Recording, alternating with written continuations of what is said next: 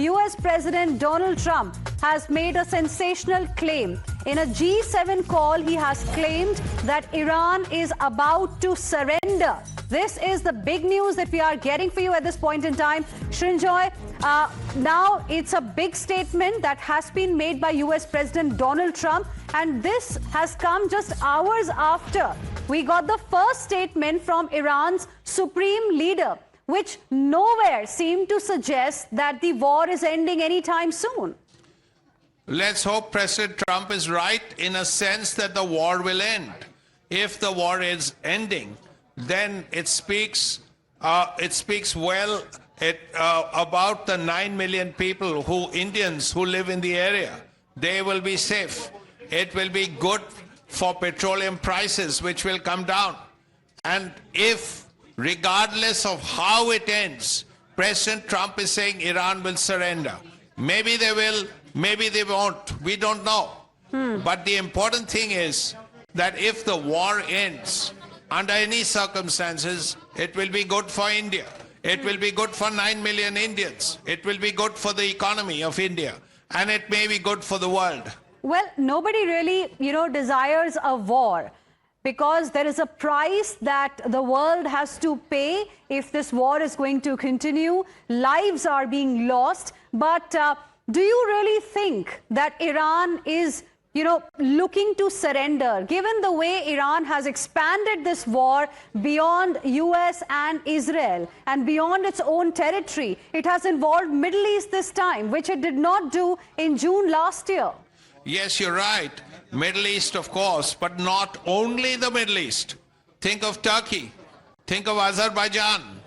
So these countries have also been hit. Iraq, yes. So it's gone beyond the Gulf states. And this war has expanded. And if you're hitting ships that belong to other countries that are crossing the Straits of Hormuz, you could argue that the war has gone beyond all of West Asia. So that has to be kept in mind. We don't know. President Trump has said that Iran is ready to surrender. We don't know whether that's correct or not, or because the president himself changes his mind fairly often.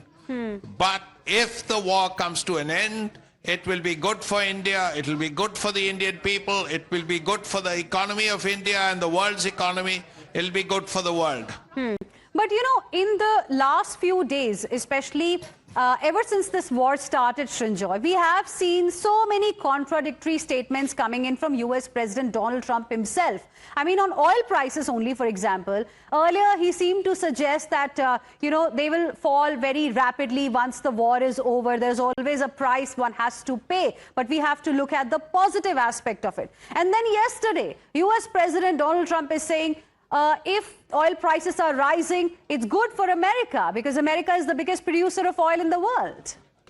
It's not good for India. India imports over 80% of its oil. Until the green economy arrives in about a decade, maybe 2035, India will be heavily dependent on crude oil imports. So if this war were to have happened 10 years later, maybe India would have been less worried. But right now, if you're importing 80% of your oil and much of it from the Gulf, then you have cause for concern.